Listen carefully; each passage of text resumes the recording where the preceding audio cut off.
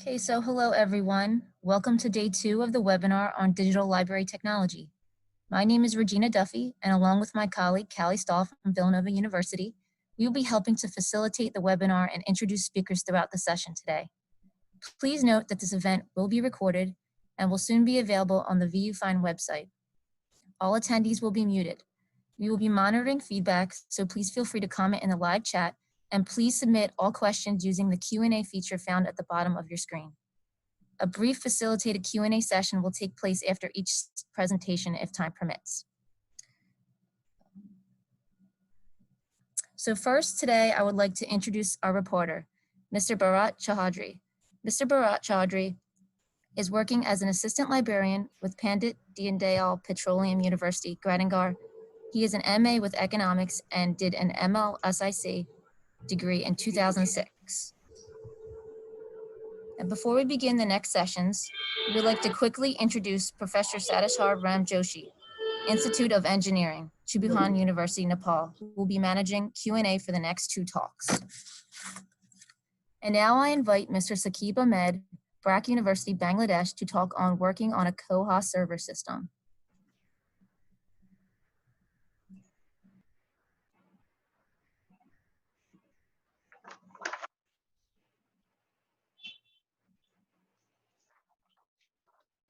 Good evening, everyone. I am Saqib Ahmed, and I'll be speaking on working on Koha server system. Before that, let me introduce myself. I am working as a system programmer for the last 4 years in Aishabad. We use Debian in our production servers. So working on server system of Koha. Today, I'm going to talk about what we are going to teach in our Koha server system classes. In the slides, you will be seeing the listed modules we will be covering, and I'm going to just briefly go over what we are going to teach. So installation of Koha. In this course, we are going to talk detail about which hardware configuration is best suited for you. Will a workstation will be enough for you, or do you need a production server to support your users? We'll be learning about which Linux distribution to use, what Apache server is, MySQL database is, and Perl packages for Koha. In the installation process, to install Koha, you need to use both command line and web installer. So we will be covering both. And we will be also showing how to create libraries, patron, item types to get your LMS running. And in the Koha, detailed Koha course, Mrs. Sunita will cover the entire working system of Koha. And there is a neat feature in Koha to run multiple instances of a same installation. We will also be covering that. Zebra search engine. Zebra is a high-performance, general-purpose structured text indexing and retrieval engine. Koha uses Zebra as its search engine. After every successful installation or after an upgrade, Zebra needs to be reinstalled, reindexed in order to work. We'll be learning how to learning different command line combinations to work with Zebra. Zebra is the search engine that shows you the search result when you type in your OPAC. Koha as Z39.5 server. Z39.5 is a client server protocol for searching and retrieving information from remote computer databases. We can use Koha to copy cataloging records from other libraries who allows access to Z39.5.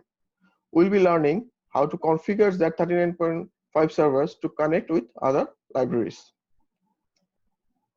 Here are some samples of university who allows their Z39 to copy their records. Server configuration. To notify users after each circulation on their check-in and check-out status, and to send overdue notices, Koha allows you to send email notification. In this course, we'll be learning how to configure both Exim and Postfix mail transfer agent with Gmail to send notification. In BRAC University, we use Postfix as a mail transfer agent. And we'll also be showing how to configure your messages. enable enhanced messaging preference, how to create overdue notices and trigger them, enable messaging preference for each patron categories, database maintenance and job scheduler. Taking database backup is very simple in Koha. Koha uses MySQL database as database engine for its backend. Using simple MySQL command, we can backup, dump the databases and can restore back whenever needed. Cron jobs. A cron job is a Linux command for scheduling a command or script on your server to complete repetitive tasks automatically. Koha has many cron jobs in place that you can enable for search engine indexing, overdue notice generation, data cleanup, and more. We'll be learning how to write cron jobs in detail. For any system administrator, learning to write proper cron jobs is very necessary.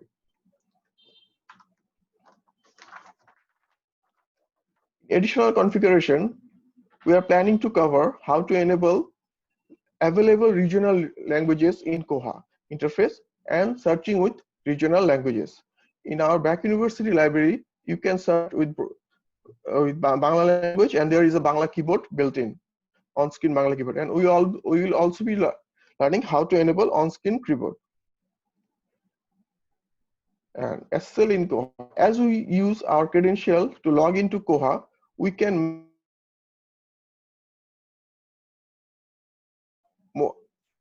though SSL certificates are paid services, there are few ways to install free SSL certificate in your system.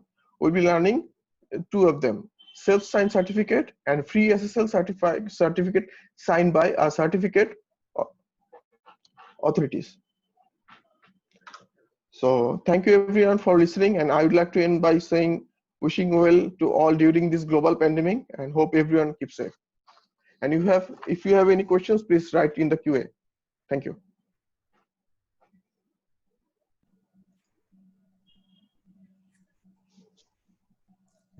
Thank you, Mr. Ahmed. Now, Professor Satishar Ram Joshi will facilitate a brief Q&A. Thank you very much, Mr. Saqib, for your nice presentation. There is one question. How to install Urdu regional language of Pakistan in Koha? So yeah, first we have to see if the Urdu language package is available, per language package is available to install in Koha. If this is available, then the installing or enabling Urdu, Bangla or Hindi all goes through the same process. Okay, there is another question from Jagdish Aryal. Question is a little long. I am using Koha. I was using Z39.5 server to import math record from other libraries. But since last month, I'm facing a problem of connection with server. What may be the cause? So if you can write detail in the QA that which libraries you are failing to connect now, but you are able to connect before, then I might be able to help you sort this out. So please mention the libraries you are not trying to connect now. Okay, there is another question. What is the cron job command? Cron job command is a service. You write different commands in cron tab, which runs periodically depending on the time you have wrote to run on them. Okay, there is another question. Okay, the same Mr. Jagdish Aryal, I think in his previous question, I am trying to connect with Library of Congress. So I think he had a problem in that case. So if you are still having trouble, I will be providing my mail address. Please send me a mail. I will be talking with our cataloger. She regularly works in our cataloging our books, so she can verify if our system is also having any problem with Library of Congress. If not, then I will try to help you figuring out your problem in detail. So I will write my email in the message box. So please knock me up there. Yeah, okay, Mr. Any more? Okay, no open questions. Okay. Yeah, thank you very much, Mr. Sakib. Thank you.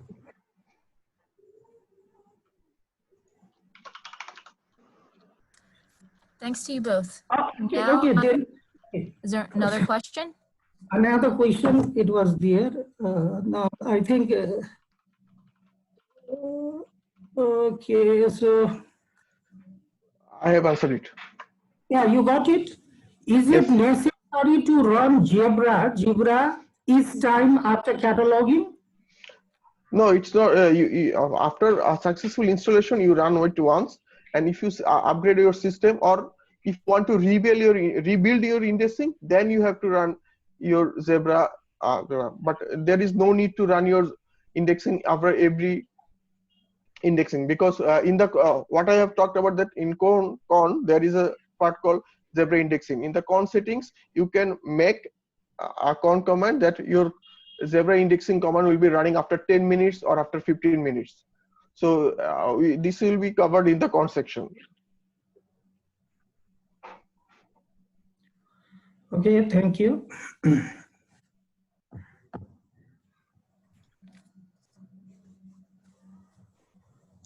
Okay, if we're ready to move on, now I invite Professor A.R.D. Prasad to present on DSpace.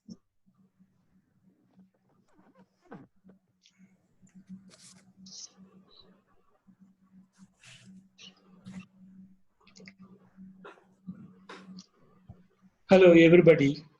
So I will be talking about DSpace. Basically, the agenda of today's topic is I give why the entire open access to information system has led to the creation of digital repositories, and what exactly DSpace is, why we should go for DSpace. Personally, I believe why I have gone for DSpace, then what we cover in the training program. So basically, DSpace is a digital object management system, and you can create a digital object, you can search for it, and the basic idea is to retrieve the digital object. Then it facilitates preservation of digital object, though not to the full satisfaction of preservation metadata kind. And open source software, definitely that is the main attraction, and allows open access and self-archiving. Self-archiving is the model where authors try to upload their own publications for public use. So that is the key concept in open access to information. Allows building repositories, institutional repositories or subject repositories. Actually, DSpace is agnostic to whether you are building an institutional repository or a subject repository. Normally, it is the content that decides. Actually, we run a subject-based repository called the Librarians Digital Library, where any librarian in the world can upload their document. That means it is not the publications of our institute. If we put only the publications, then we call it an institutional repository. So the software, of course, we recommend Linux because it's an open source software. Technically, you can run because it is built on Java. And as long as a Java virtual machine, you should be able to run on any operating system. And of course, as a servlet engine, you can use either Apache Tomcat or Racine or Jetty or JBoss, or there are many of this kind. Personally, of course, Apache is much more powerful, but a little heavy. Jetty is a little lighter, but in fact, in our liblive CD, which is going to be released soon, hopefully before the end of the month, we are using Jetty. Then, of course, it uses a database management system, PostgreSQL. And if you have a fat pocket, you can buy Oracle also for scaling purposes. But I tell you, really using Oracle is a overkill for the simple reason. Many of the institutional repositories around the world they really do not have huge collection that is running into some millions of digital objects. So Postgres should do, which is highly scalable, and definitely it is more scalable than MySQL, though it is slightly sluggish than MySQL. So what DSpace can do is it captures digital content. That means you can upload any of that, and any researcher or author can upload their own publications. Then it has facilities to describe the digital object that is being uploaded. So mostly it uses, I think its native metadata schema is qualified Dublin core with slight modifications. But again, if you want, it has facilities to modify and adapt any other metadata schema or your own. But it may not be standardized metadata, what you are going to do if you deviate from the standards. And it supports OAI PMH protocol so that anybody can share their metadata with the rest of the world. What could be the possible content? Practically anything. Okay, that is, you can put preprints or publications, postprints, technical reports, conference papers, theses and dissertations, and even data sets. In fact, there is one program, Dryad. It uses DSpace. Okay, so if you want, you can put statistical data or geophysical or scientific data. And another aspect from the formats point of view, you can put images, audio files, video files, text files, or even spreadsheets or presentations, PDFs, etc. I hope you are following my accent. I think subcontinent people, we have an understanding of how we pronounce the English pronunciation. Maybe Americans may have a little difficulty in understanding our accent. Okay, it has lots of interfaces. One is the basic JSP UI interface, that is Java Server Pages. Then if you want, one can have even XML UI. With that, there are many themes. One is a Mannequin, Rubric, Classic, Mirage, and Mirage 2. Mirage 2 is especially helpful if somebody wants to access a repository through mobile computers, not only computers, even mobiles. And file formats.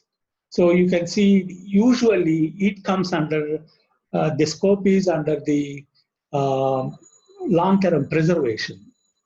One of the key elements, characteristics of long-term preservation is if the digital object is in a open standard format, so it is easier to migrate from one format to another format as proprietary lock-in would not be there.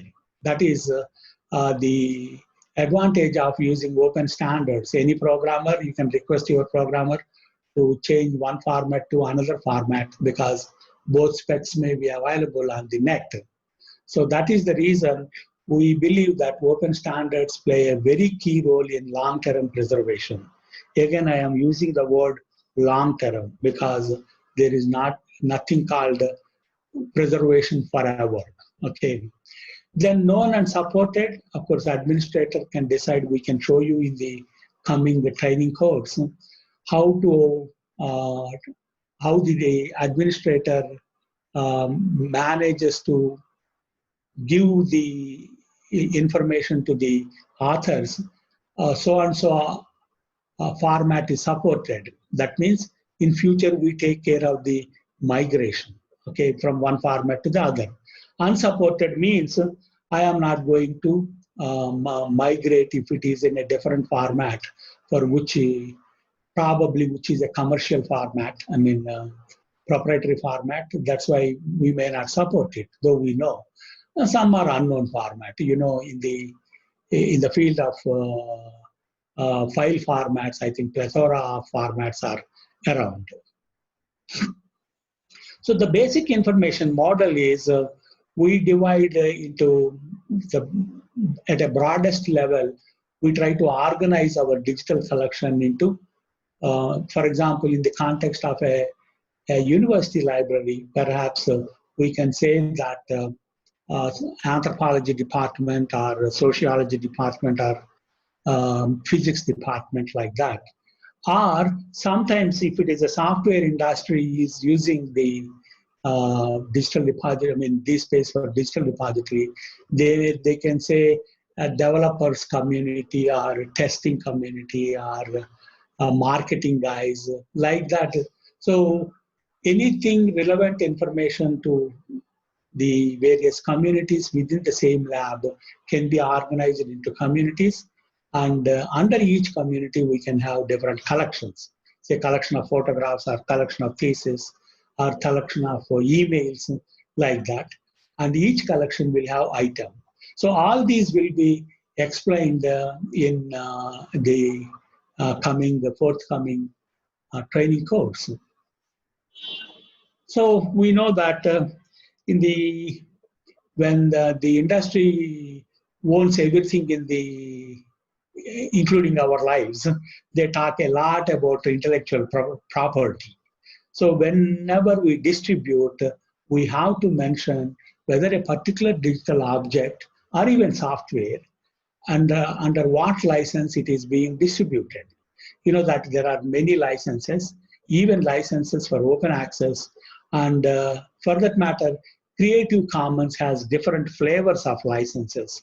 Probably you might have observed on my presentation in the first slide, I have put Creative Commons 0 license. That means any one of it can distribute it.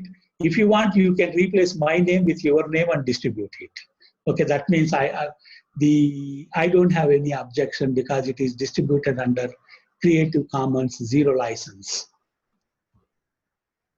So the backend technology that is being used for setting up a digital repository using DSpace is Apache Web Server, or you can use Nginx also, and you can integrate with secure socket layer so that it becomes HTTPS, which just now our friend from Bangladesh was talking about. Then of course, basically it uses Java. So you have many Java compilers, that is OpenJDK is there, or from Oracle also you have Java, except that you have to make a little signature, I mean agreement you have to sign. Then you can have Tomcat or Jetty or Postgres, CNRI handles. You know, nowadays, even in Thesauri and authors, everybody has unique IDs. So we are creating a world of persistent IDs. In the context of books, we have ISBN. But in the context of digital objects, probably either DOI and CNRI. We will show you how to have your own CNRI handle system if you have your budget is constrained. But also much of the commercial guys use DOI, but DSpace supports both. So if you don't have, we will show you how to create a local handle. Okay, then it supports Lucene search engine. Of course, now mostly Solr subsumes Lucene. And OAI CAT, that is to support OAI PMH protocol. Okay, from OCLC they have adopted OAI CAT. And you know that, as I have already told, standards are very important for interoperability. And also, if it is long-term preservation and interoperability, you should follow open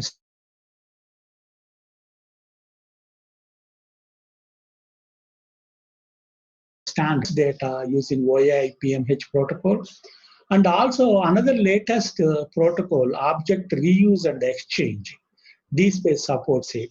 If you are generous, we will teach you how to share your digital objects so that they can harvest not only your metadata, but also your digital objects. Qualified Dublin Core, Unicode. Just now our friend was mentioning whether Urdu can be created. Just I would like to add, Urdu is a language, probably the script is Arabic.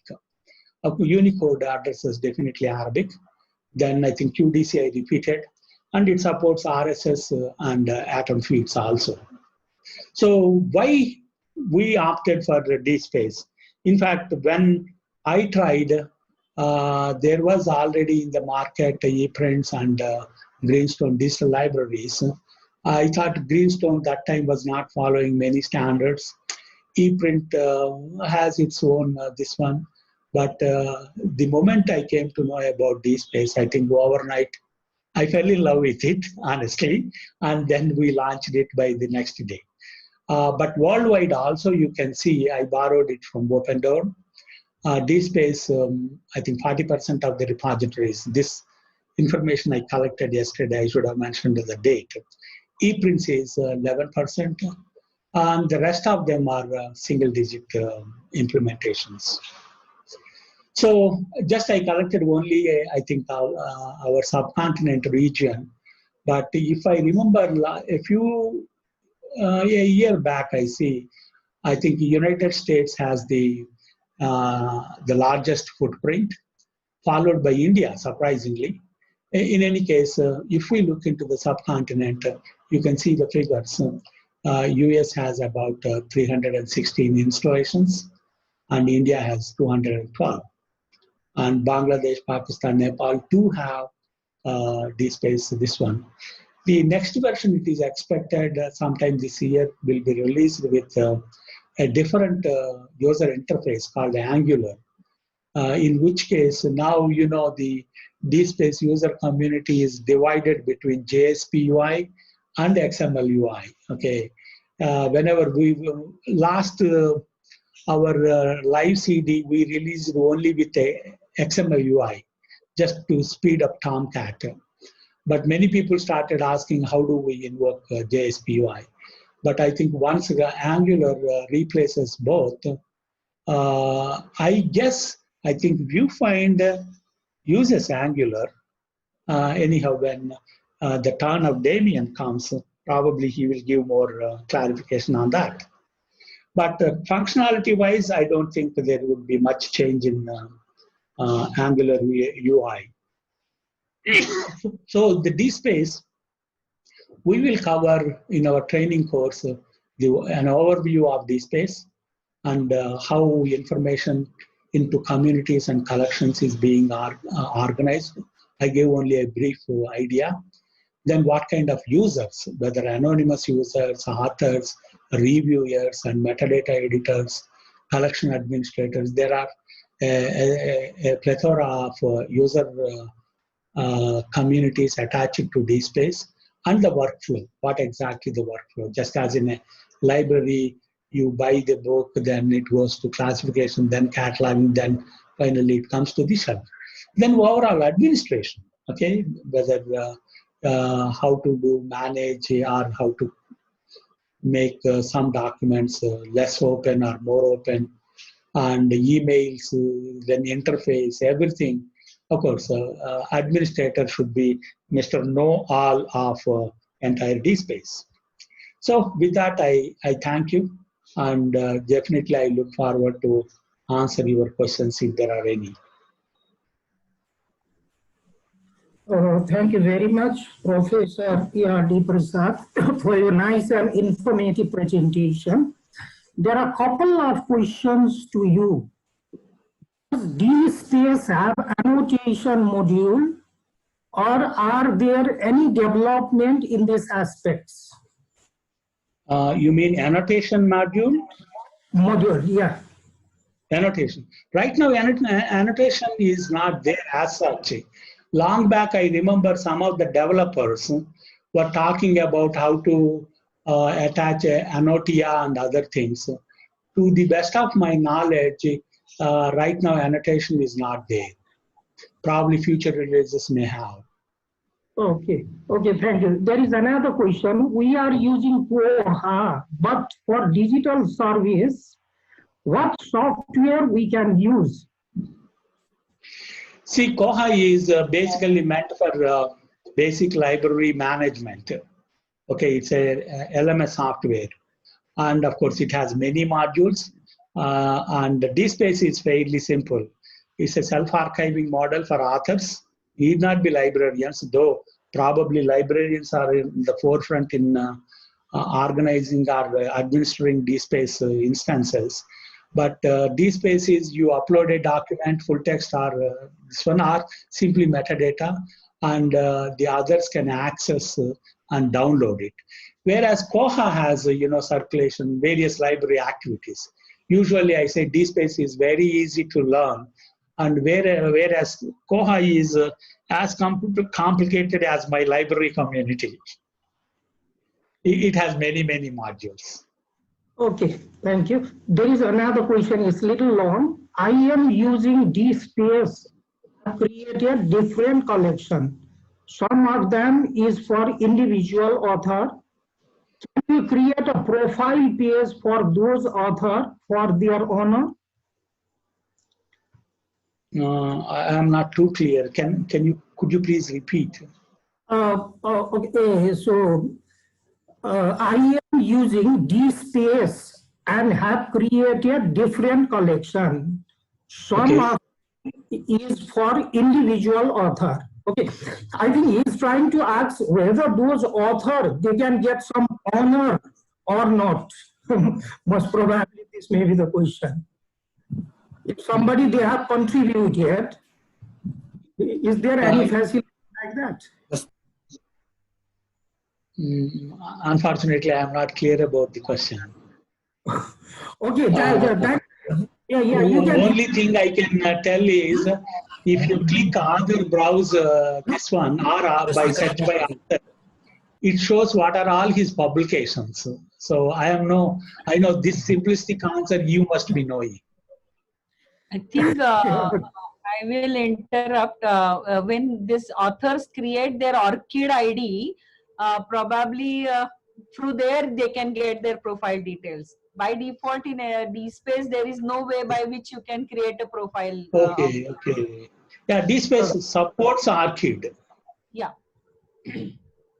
Okay, there is another question. DSpace can free download it? Of course. I mean, open source. Otherwise, I would not have talked about it. Because there was a question, so that's why I asked. Yeah, I know. Yeah. Usually, I am rather pig-headed about open source software. I don't use any commercial software. There are a lot of questions. I think I don't know how to entertain all these questions. Okay, let me, because this question, it will be there, and I think you can answer it later on also. Okay, let us say, as it is said, DSpace is cross-platform software, but it creates problem in Windows. Okay, actually, I am not sure. I believe it should work, but because you know that I don't use Windows much, and in Linux, all these software, Postgres or Apache, all these are readily available. You don't have to download them and configure them. What people, when they say that Windows is user-friendly, what they are talking is end-user level, not at system administration level.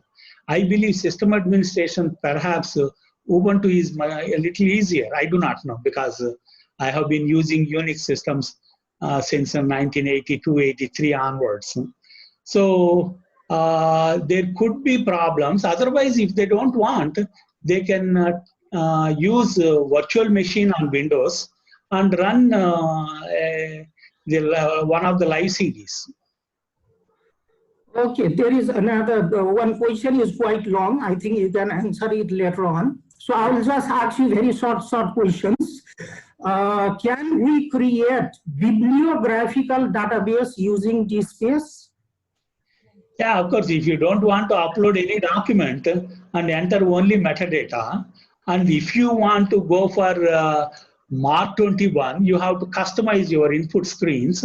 The entire one would be a bibliographic data only. Okay, you may not have the actual documents, because DSpace allows an option whether you want to upload a document or just enter metadata and leave it there.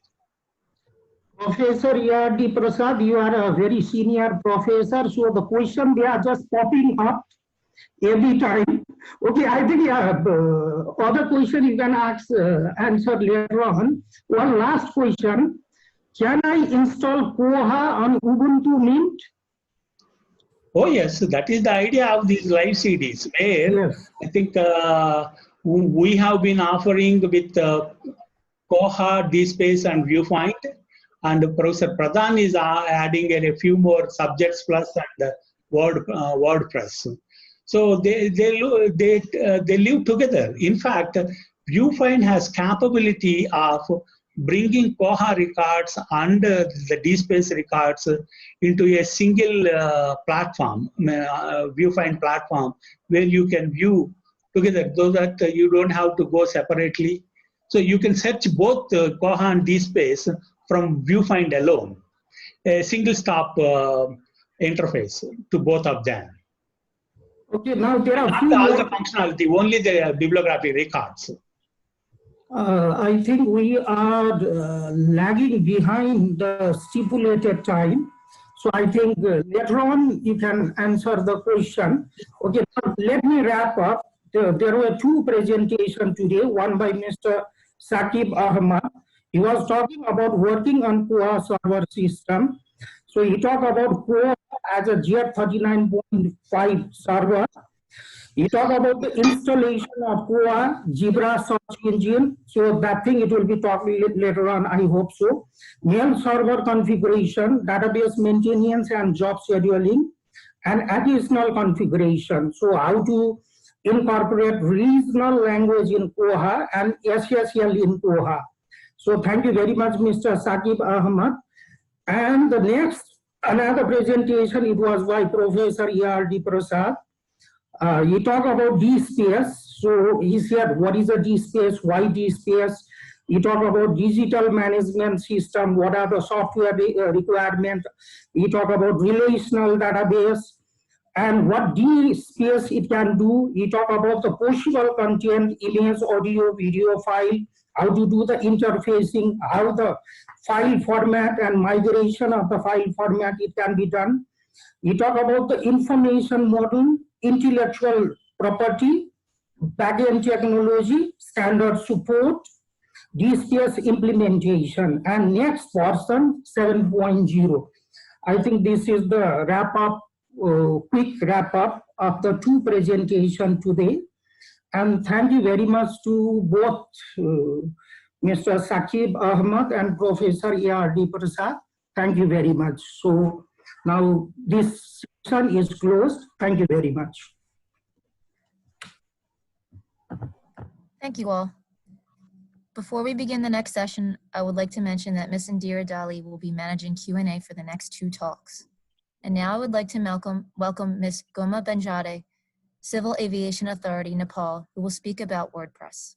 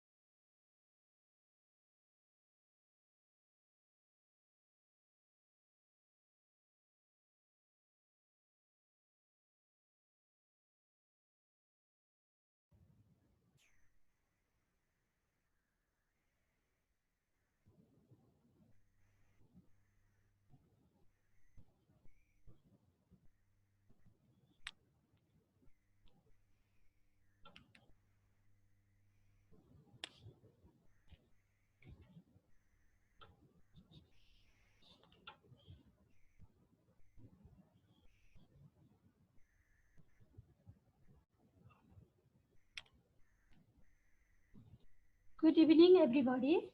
My topic is WordPress, especially using WordPress in libraries for making library website.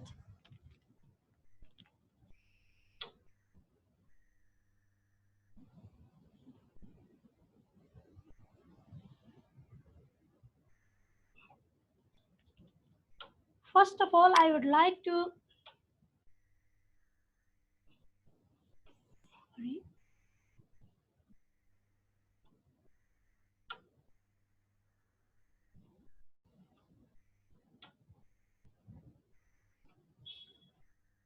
First of all, I would like to start my presentation with thoughts about librarians. In the non-stop tsunami of global information, librarians provide us with floaties and teach us to swim. And next, if you want a future of libraries, it's within you and the librarians. My presentation outlines. These are my presentation outlines. About WordPress, it's a free and open source. It's a free and open source content management system written in PHP and with a SQL and MariaDB database. It was released on May 27, 2003 by founders American developer Matt Mullenweg and English developer Mike Little as a fork of B or Cafe Lab. This software is released under the General Public License version 2.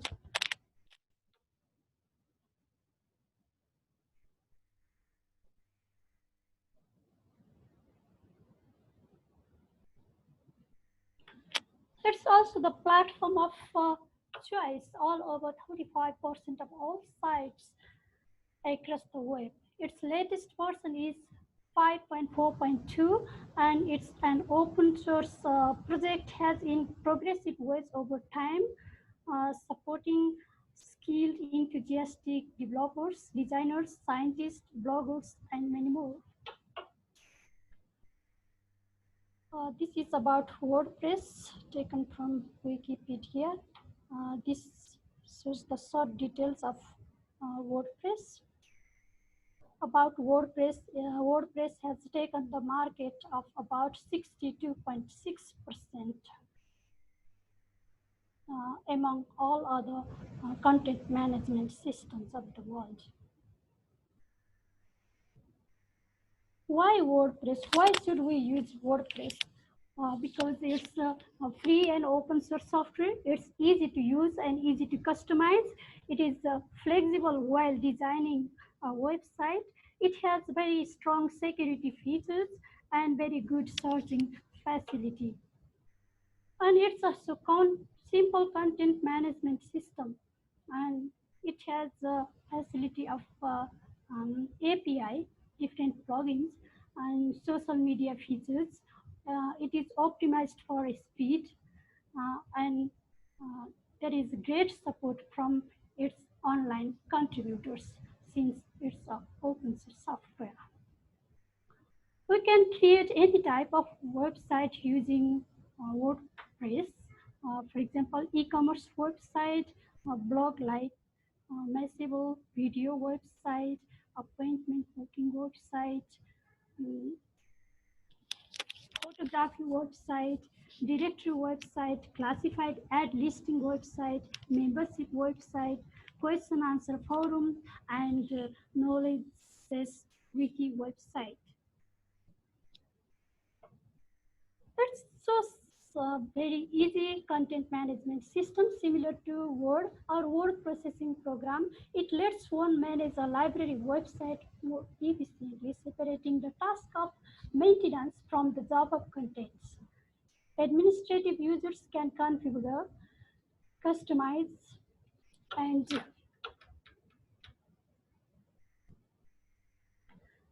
features to website, while editors and contributors can edit and manage their own contributors without any difficulties, though they do not have more technical knowledge.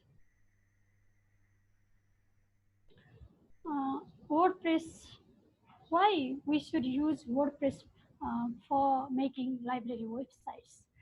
Because it has multi-sites facilities, multi-users can work together. And plugins like Koha Search, VuFind have been developed for WordPress. And subject plus shortcode for WordPress can be importing using importing subject guide tools in WordPress. And security concerns and updates with latest versions can be easily handled.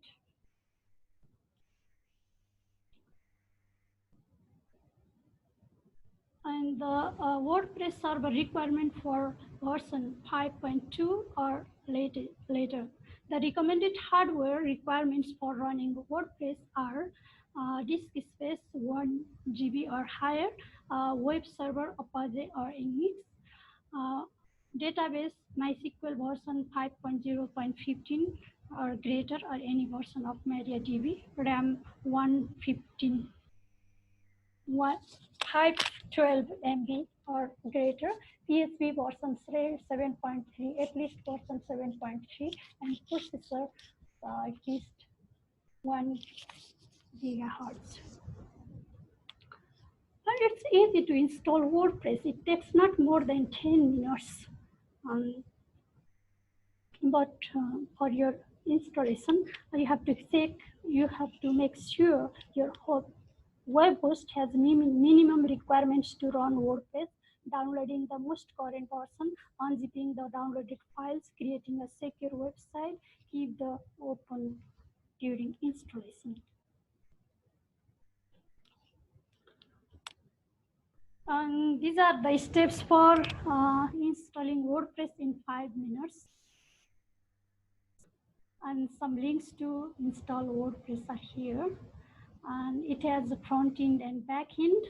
Front end for user interface and back end for the administrators. It is also, back end is also called a dashboard and admin panel. We can create, add, or edit menus, post pages, videos, etc. that we require through the dashboard. This is the screenshot of dashboard. At a glance, it can we can see 6 posts, 4 pages, comments, and many other things at a glance. There are many plugins for library content management, library management system, Koha search widget, subject plus shortcode, WordPress, PMB, plugin for WordPress, VuFind for WordPress. VuFind plugin, I think it is being developed by Damien Cards. And now the VuFind training team is going to organize training package on digital technologies, within which WordPress is a portion of the package. So I'm going to share the information what will be the course outline. Module 1, instruction and its installation, and module 2, anatomies of WordPress website, common architectures of site. This will be done practically. Admin panel, post images, category and comments, themes, plugins, widgets, menus, etc. And next, working with post and pages, WordPress post pages, creating WordPress post, editing, updating, and deleting the post, assigning the post with a specific category and tags, post with features, images. And module 4, working with WordPress themes, how to find which of WordPress theme is using, and how to search a theme for a website and customizing a theme. And next, the extending functionality of WordPress will also be taught in the training. Plugins of interest to libraries, and security related plugins. And then preparing WordPress for multi-site, allow multi-site installing, networks, address of sites, and enabling network and admin setting. And next, WordPress security, secure setting, secure file permission, disabling directory, forbid access to sensitive files, remove the WordPress number, securing your WordPress database, and multiple installation, prevent hot linking. And the objective of the course is to install WordPress in Linux operating system, find and activate a suitable theme for their institution, and find and install plugins. And create pages, post, and menu. Create featured images, post and pages. Install multi-sites for a WordPress site. Prepare a secure library website. These are the references. Thank you for joining the sessions. Thank you, Ms. Banjade. Now Ms. Indira Dali will facilitate a brief Q&A.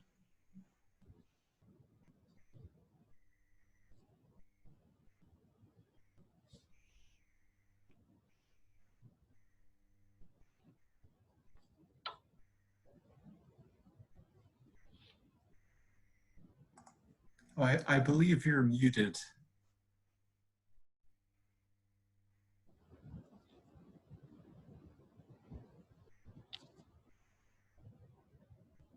I could not listen to you.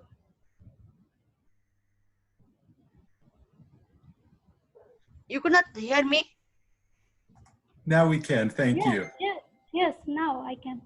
Yeah. Thank you. Now, Goma madam, thank you for your so nice presentation on WordPress. Now, I invite all participants who want to ask if they have any confusion or any questions about her presentation.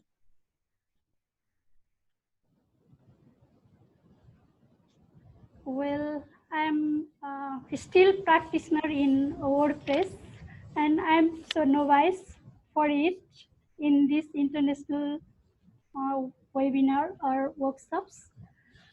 Tell me if I can.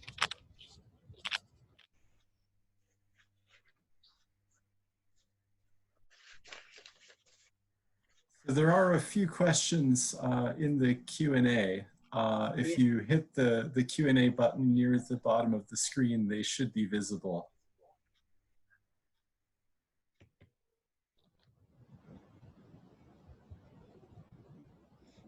One question. Can we import citation data from Google Scholar or ResearchGate? It is from Gul Hossein Lako. One question is that. And the second question is Shahzada Masood Anwaru Haq. His question is, what are the types of hooks in WordPress and what are their functions? And the third question is from Eugene Espinoza, why not Drupal? And fourth question is Mr. Asghar Rahman, can we design a dynamic website by WordPress?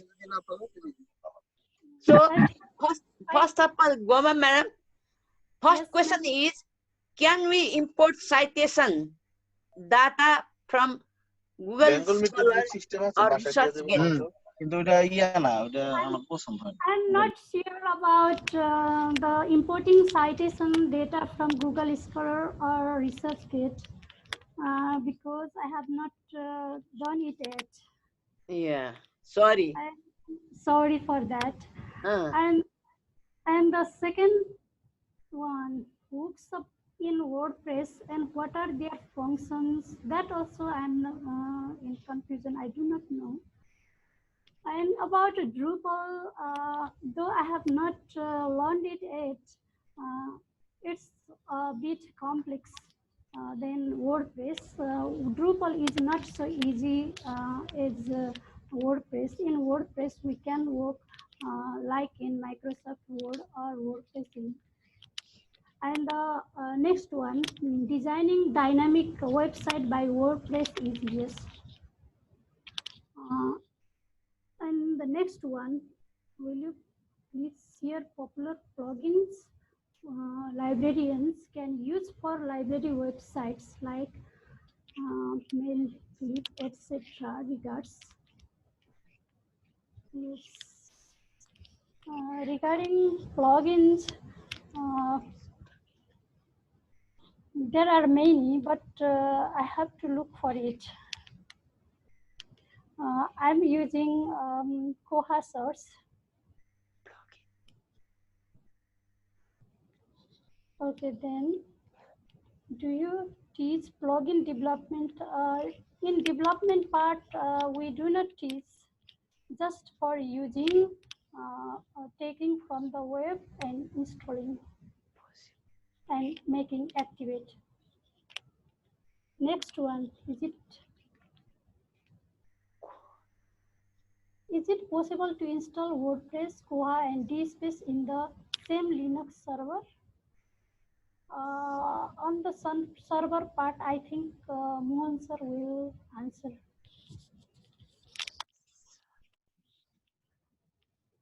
And I'm Then, not working. Yes. Any plugin for WordPress to use for daily basis information. I think if Goma, Yes, if yes, now you are not in a position to answer this question, I think Mohan sir will have Yes, to yes, support. yes, I will answer. Yes, I will answer. Yeah. The first thing is that can we go up?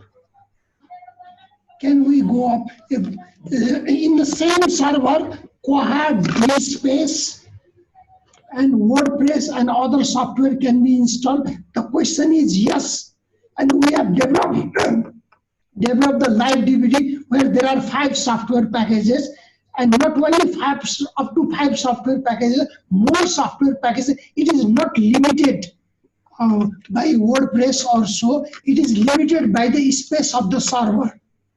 So you can install as many software as you like.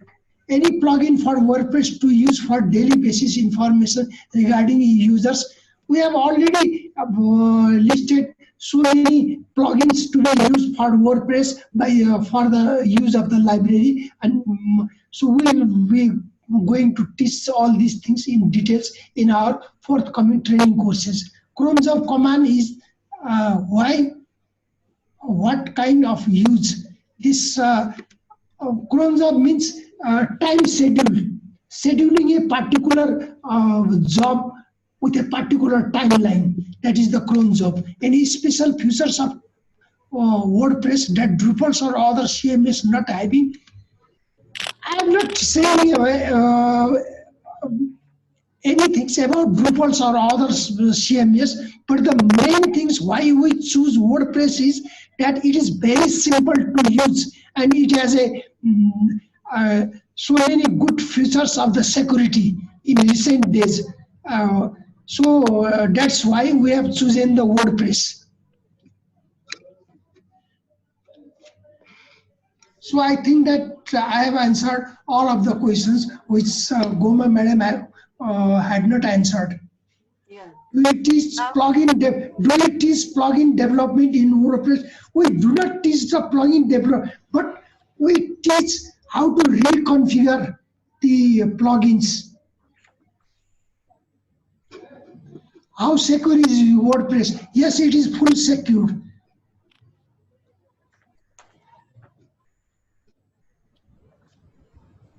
Now, our participants are satisfied with the answers given by Dr. Mohan Pradhan. Are they satisfied? Or any confusion?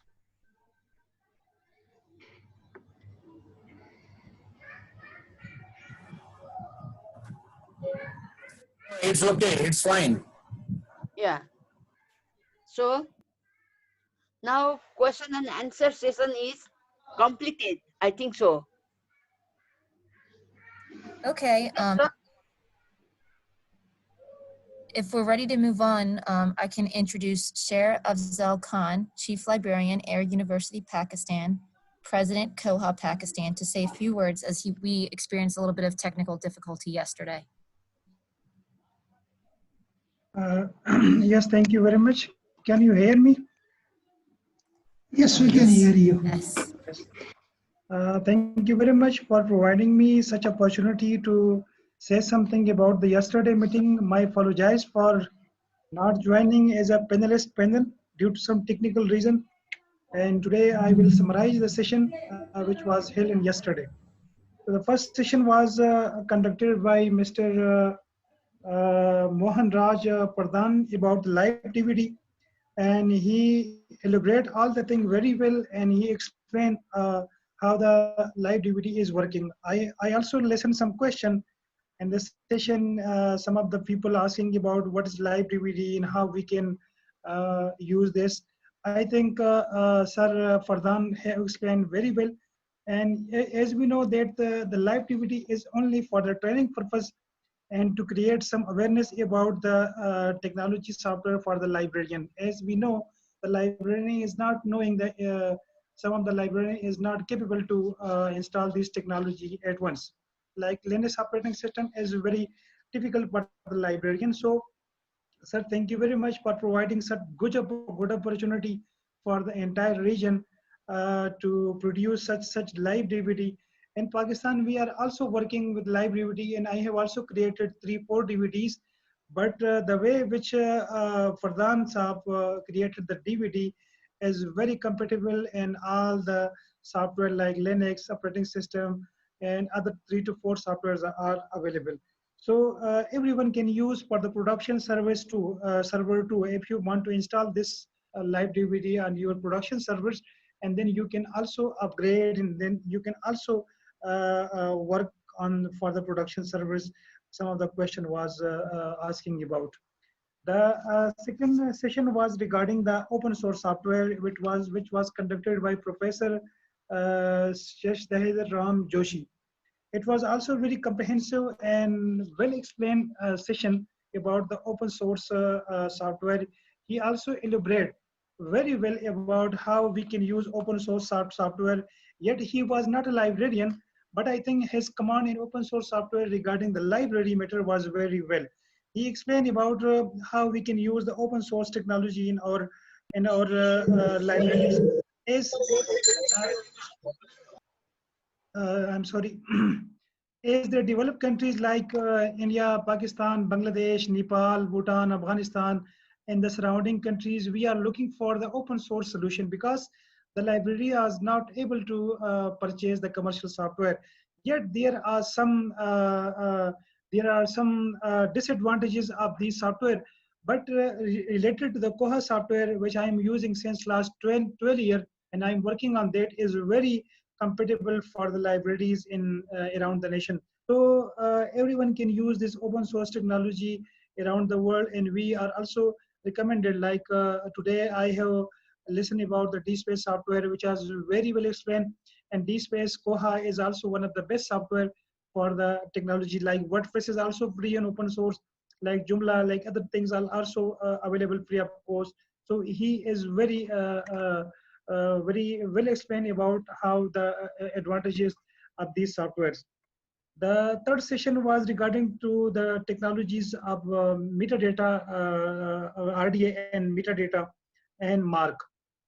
We know these are the bibliographic frameworks and can be used for the bibliographic records of like DSpace is dealing with Dublin core technologies. These are the bibliographic frameworks. So she talking, Miss Hanisa Afroz, she was talking about these technology, and she's also explained very well, and I really appreciate. She's also thinking about to shift his library to the new technology, new bibliographic framework RDA. So really appreciate it, and we are looking for her experience how the libraries are now moving to the from the MARC to RDA. I'm usually working since the technology since like 12 years, and I'm also converting the data from MARC to Excel to MARC formats. And I'm also working with the DSpace technology, like Dublin core technology. Dublin core metadata are using for this software. So every librarian, every technical expert should know about the term in the way how we can use these bibliographic frameworks and standards in the like Koha, like in other open source software. So we must know about what is RDA and how they are dealing with the standards. So we also should know about the DSpace if you are using DSpace. So the librarian should know about the Dublin core metadata technology. So this is very ideal and good presentation. So I really appreciate all the presenter. They are presenting very well, and really appreciate the Sir Raj Fardhan and other Mohan Fardhan. He invited me to act like as a chair of the session. So I'm really appreciated, and I wish we all together we can also make some consortia to promote open source technologies for the betterment of our librarianship in the region. So thank you very much for all of you, all of finalists like Damian's, Andra Dales, Umar Hassan, Bandada, Kelly, Rian Dupti, Bharat Chaudhary, and Shakib Ahmed for inviting me and to having me for such a good session. Thank you very much. And once again, thank you very much to all. Thank you. And now we'd like to welcome Professor Mohad Raj Pradhan, PhD Chairman, HealthNet Nepal, to say a few words on behalf of Kisang Dachen.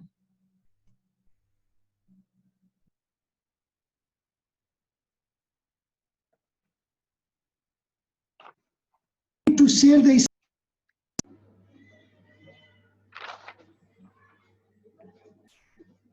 Can you allow to share the screen? Yes, we can hear you. You should be able to share. Actually, this report was prepared by Kesang Dechen, who is the Chief Librarian of Royal Institute of Management, Bhutan, and she told me that it took around 6 hours to prepare this report due to the low bandwidth problem in internet connectivity. But she prepared that once, and she was supposed to present this report, but unfortunately at the last moment there was a disconnection on our internet part, and she told that she is not able to connect the internet. So she asked me to present this report on her behalf. So I am not going to add anything extra. Whatever she has prepared, I am going to read on her behalf.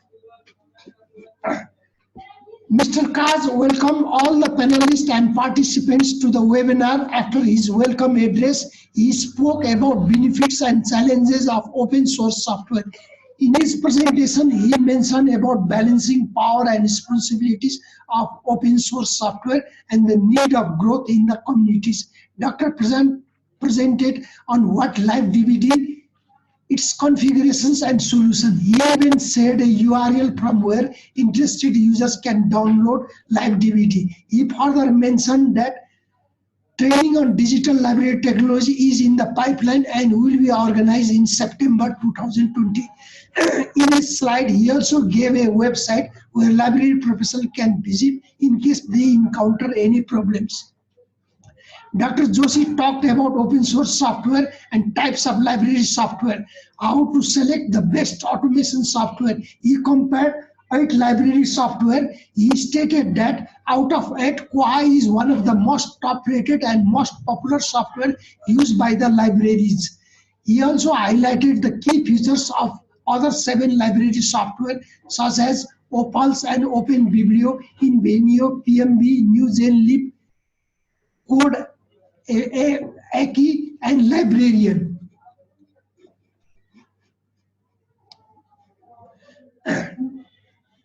Dr. Afroz started her presentations with a quote from Salman Haidar. She talked on metadata and why we need to understand metadata and elaborated on some of the key features of metadata, why we need to conduct training on Mark 21 and importance of Mark 21 in our profession.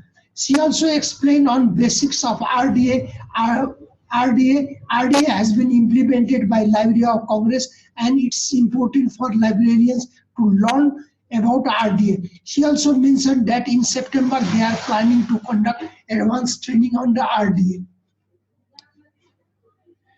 Dr. Barwe presented on Koha, an open source library automation software.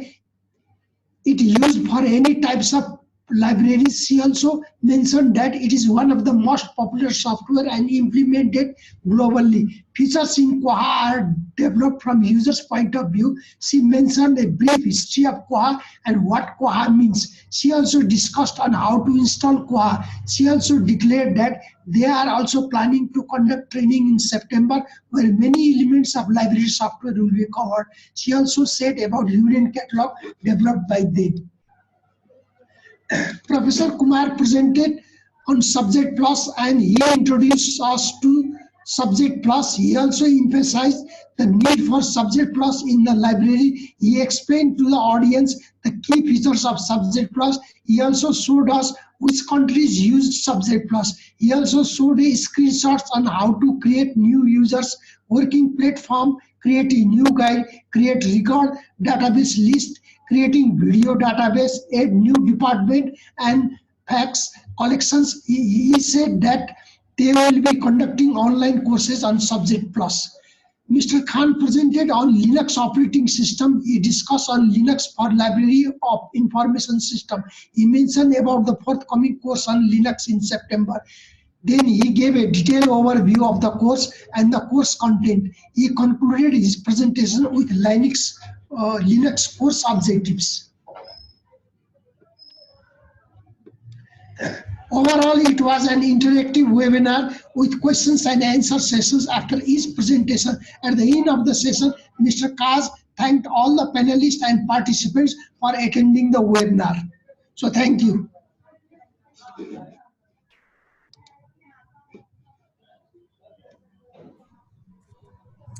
Okay, and now I invite my colleague, Mr. Damian Katz, Director of Library Technology at Villanova University's Fathom Memorial Library, to talk about VuFind.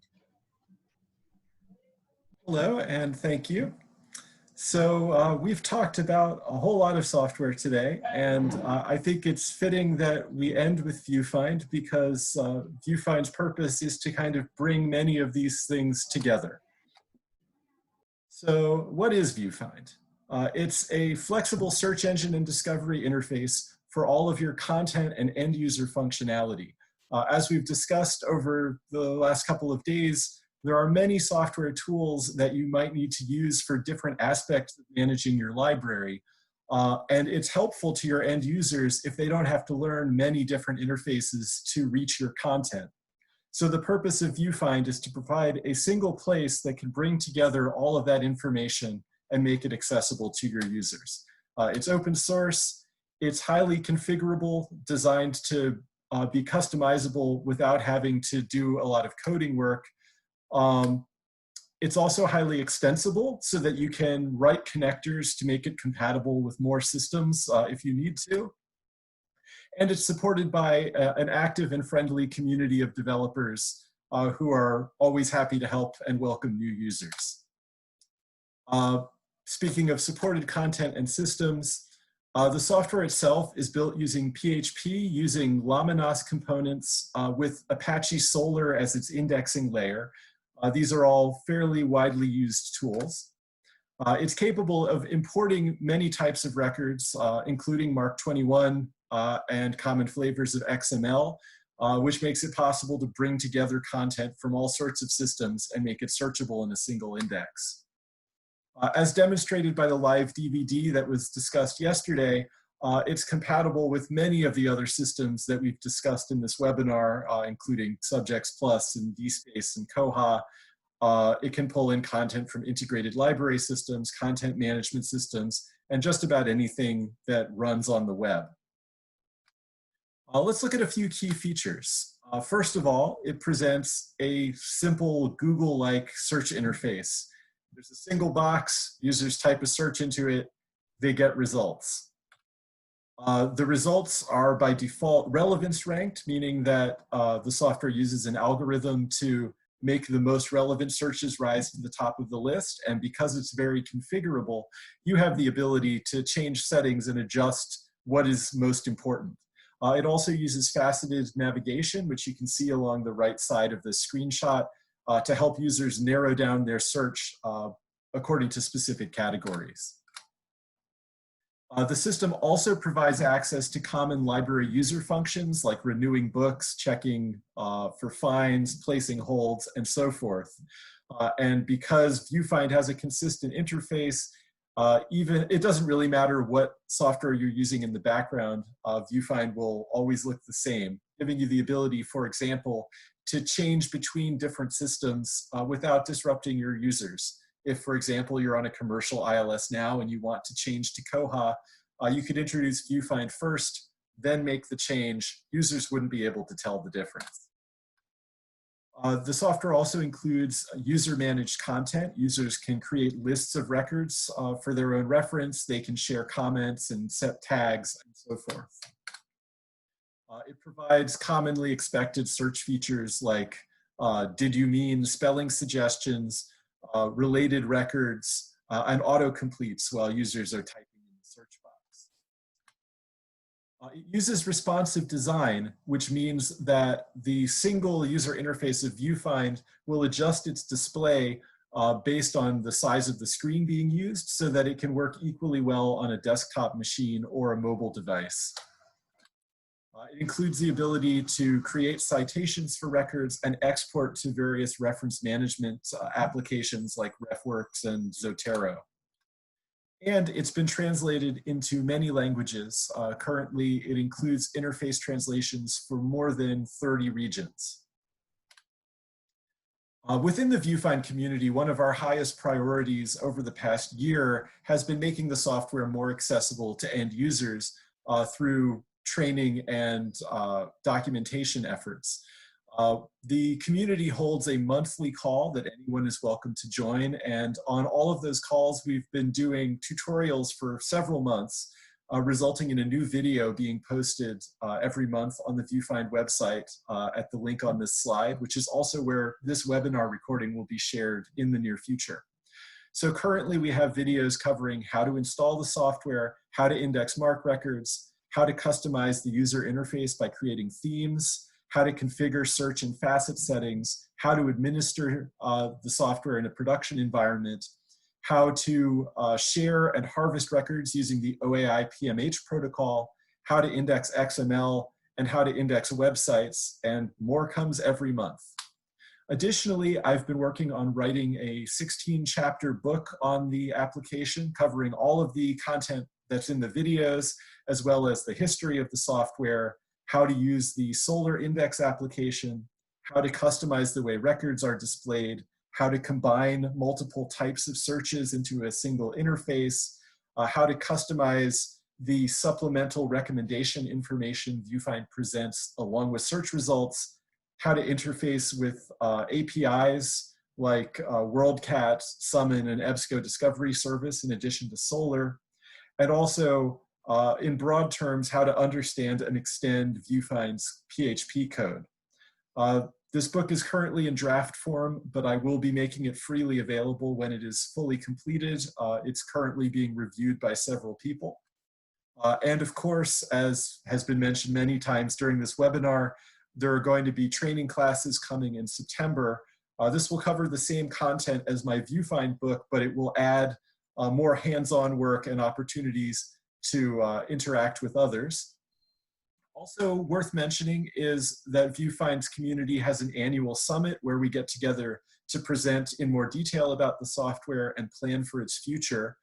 This year, because of the pandemic, we are not meeting in person, but we are having an international online event, which will run from September 29th to October 1st. We're currently in the planning phases. There's a URL on this slide which leads to a planning survey. If you're interested in participating in the summit, whether you're familiar with VuFind or new, I would really appreciate if you could fill out this survey and tell us what you would like to see. And this URL will also be available in this slide deck, which will be shared through the website very soon. So that is a very, very quick introduction to VuFind. You can learn more at vufind.org. You can also email me or reach out to me on the VuFind Slack or through Twitter. I'm always happy to answer questions and discuss the software. So thank you very much. Thank you, Damien. Now, Ms. Indira Dali will facilitate a brief Q&A.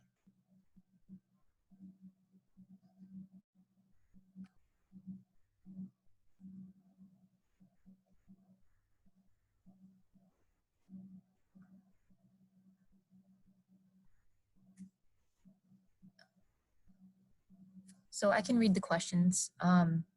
Is VuFind compatible with RDA?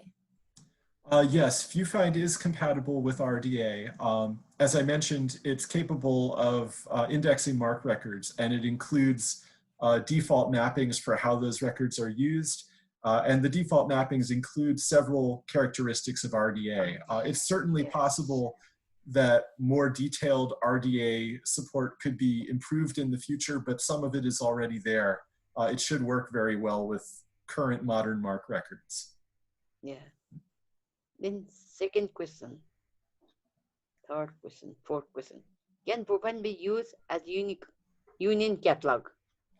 Yes, VuFind can be used as a union catalog. As I mentioned, it's capable of interfacing with integrated library systems, and it has a feature that allows you to connect a single instance of VuFind with multiple library systems, which enables you to collect all of the records from a number of places, index them into a single index, but still be able to also communicate in real time with all of the individual systems to do things like checking for current on-shelf availability of items. Then third question is there any participation certificate? No, there is not a certificate for this webinar. Then fourth question is, are there universities currently using VuFind? Yes, there are many universities currently using VuFind. It's in use all over the world in hundreds of institutions, including universities, national libraries, public libraries, schools, and others. Yeah. There's a list on the website where you can find links to many examples. Yeah. Then last question is, kindly send link here of advanced level training in October. It is a request for you. So you can find out more about the training at the website training.vufind.org. We don't have dates set yet. We're hoping to begin in September, but please watch that website and more details will be shared there as they develop. Yeah. Is there any question? No more. Yeah. Oh wait, I see two more questions. Which PHP version VuFind is using? VuFind, depending on what version of VuFind you use, it has compatibility with a broad range of PHP versions. The most recent release is VuFind 7, which will come out this coming Monday, actually, and that will require PHP 7.2, which is currently the minimum PHP version supported by the PHP community. But if you need compatibility with older PHP versions, you can install earlier releases of VuFind. Of course, I don't recommend using unsupported PHP versions. Then last question is, do VuFind have live DVD like Koha, I think? Yes, the live DVD that was discussed at yesterday's webinar includes VuFind and has it indexing all of the other applications on the live DVD. So that's a good way to get a test drive of the software. Yeah. Is there any question? No. Thank you. Thank you, sir, for answering all our questions to the participants. I think they are all satisfied with your intelligent answers. I think so. So now, thank you very much. I want to wrap up the 2 sessions paper. Madam Goma has presented very nicely, starting from thoughts on librarians by renowned persons.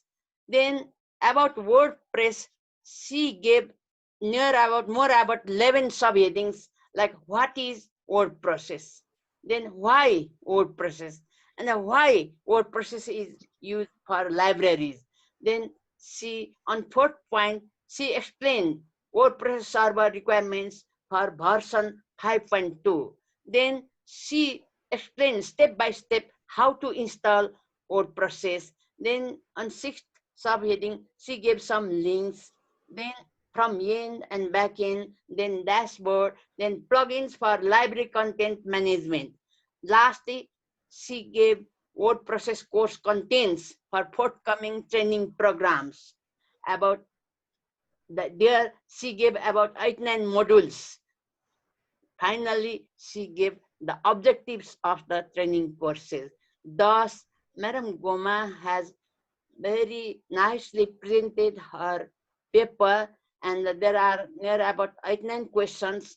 Half of them she herself answered, half of the question Dr. Mohan Pradhan answered. So I want to congratulate and thank to both of them. Now, the second paper, VuFind, presented by Demin, it is very interesting paper presented by him. First, he initiated what is VuFind, then he gave many features, then supported content and system. In third section, he gave major key features of VuFind. Then in fourth subsection, he gave lot more about VuFind, like tutorial video, 16 chapter book coming, training classes, which is going to be happen in coming September. Then International VuFind Summit, which will occur on September 29 to October 1st, 2020. It is all due to Corona pandemic. It may be online like this. And lastly, because inform about more information and contact details. So I'm very much benefited by presentation of both the resource person. So thank you very much for both of you, sir and madam. Thank you. Thank you. And now I'd like to welcome Mr. Bharat Chaudhry for a presentation. He's working as assistant librarian with Pandit Dayal Petroleum University in Gandhinagar.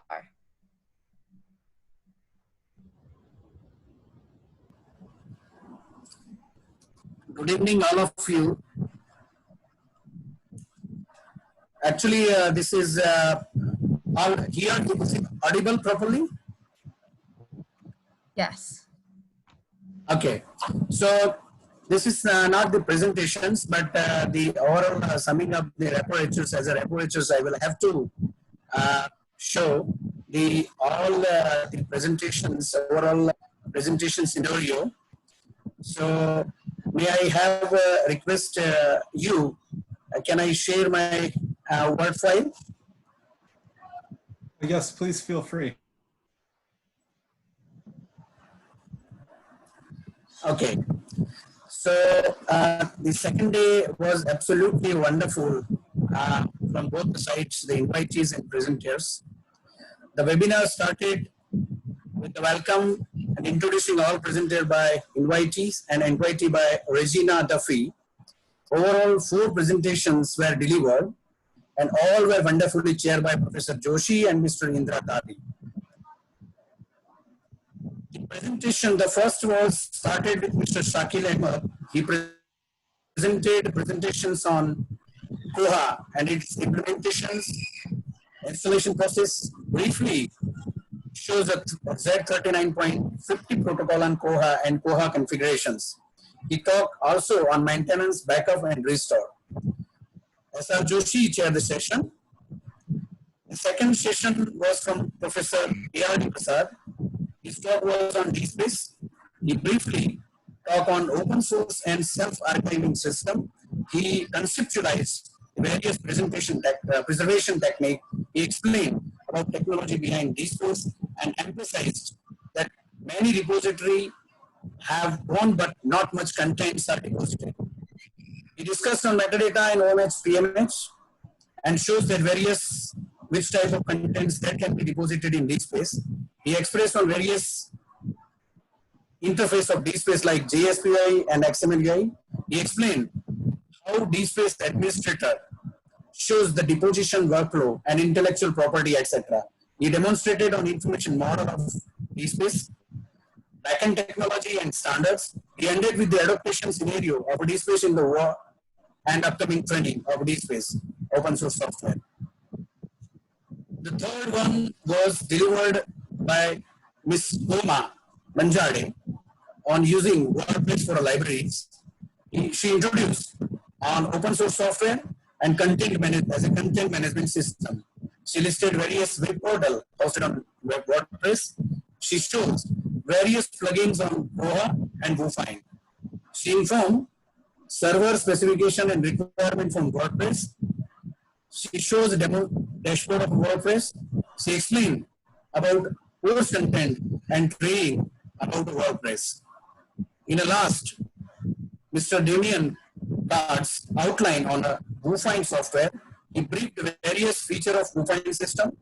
He shows how VuFind is a flexible search engine and discovery interface. He explained on backend technology. He covered a concept of live DVD. He covered about the import mechanism into VuFind, ended with various video tutorials on VuFind and new book, which is upcoming to publish on VuFind, and inform us how a new upcoming training program on VuFind on open source software. Overall, all session wonderfully delivered by all presenters. Thanks lot to Professor Mohan Pradhan, Damien Kars, and Regina Duffy for moderating and managing these wonderful programs. Thank you.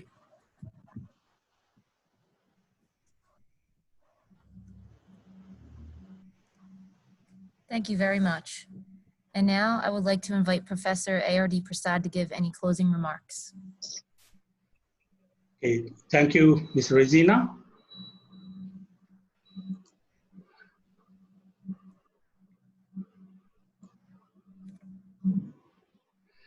Okay, me again. Okay, I'll be given the opportunity of delivering the concluding remarks. Firstly, I think this is all part of open access to information movement, which has taken the academic world in a very big way. Okay, and in fact, this movement resulted in a kind of it took shape in multi-pronged approach, that is open access repositories, that is DSpace, ePrints, and many other repository software. You know that DOAJ covers many open access journals. In fact, it crossed the 10,000 mark, and in various languages, though predominantly it is in English. But of late, you know that again, people started emphasizing on data repositories, where one can share their data, and the main objective being the reusability of the data, so that somebody else may interpret the data in a different way, or different facet of the data they can interpret. And definitely it is going to save huge amount of money that is being spent. I mean, all the, whether it is repositories or journals or data repositories, I think it is going to benefit the scientific and academic world in a big way. In fact, you can see all the some green sprouts coming up.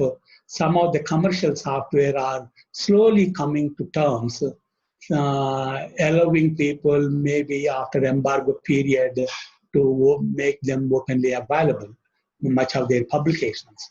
This definitely are going to hugely benefit the libraries which have lesser budgets. And one thing I am happy about this movement, the library community is almost one of the forefront players in the advocacy of open access movement. So in a lighter vein, I call it open mantra. Okay, that is open access to information, that is open content, whether it is data or open access journals or whatever it is, anything, or courseware that is e-learning software, everything on open content, then open source software. Of course, probably this was a precursor to the other openness movements, reusable code. Okay, even if you go to Perl CPAN site, you can find, I think, hundreds of thousands of modules. They can reuse. Koha is full of those modules. Okay, and though people talk less about it, equally important is open standards. Open standards promise interoperability. That means you can use whether it is data or programs or whatever it is on different platforms. Okay, and long-term preservation also. Open standards are available. In fact, if you look into the legal battles among the software industry, many of them are related to open standards, not open standards. Everybody wants to fight and get a piece of their own cake and money. I think even recently, two big guys, I think the judgment went into another guy. Anyhow, I don't want to mention their names. Every day you will find the legal battles of these software giants. So our motto is offer open content using open source software following open standards. Okay. Now the conclusion is now with off late people are talking about open science. In fact, the other day, today morning, in fact, one of my colleagues participated a Malaysian hosted webinar, how open science can help COVID-19. Okay, so that shows, I think I think this openness may bring many of the scientific community stakeholders together, and probably it will largely benefit the human society. That's why we say, no. For example, when it comes to data, if the government data is open, that means probably we can pave way for the open society. So open science, open research, and are very important to bring into open society, which I think largely benefits the majority of the people across the globe. Probably, let us hope it will reduce wars between nations, which is a little of a utopian ideal. But anyhow, after all, we have to live on hopes. So finally, I would like to thank the Villanova University for providing the platform, especially Damien Cards, and also the coordinator, Regina Duffy, because yesterday I couldn't get her name, today only. Otherwise, I would have added in this one, but my apologies to her. And Mohan Pradhan for coordinating efforts. Then there are many wonderful speakers from whom I also have learned a lot, and also the rapporteurs and the chairpersons for wonderfully doing their job and delivering a fantastic and successful seminar, at least to me. And above all, of course, the participants for asking very good questions, which probably cleared many other participants and the speakers where do they stand. So on the whole, I thank everybody and I say bye to all of you. And we hope to meet again sometime in September. Thank you. Thank you so much. So that officially concludes the webinar for today. The recording of the webinar will be available shortly on the VuFind website. If you have any questions, feel free to contact Damien Katz or Professor Mohan Raj Pradhan. And on behalf of the event organizers and speakers, I would like to thank you all for attending the training sessions. We are going to include the email addresses in the chat box. Thank you, everyone.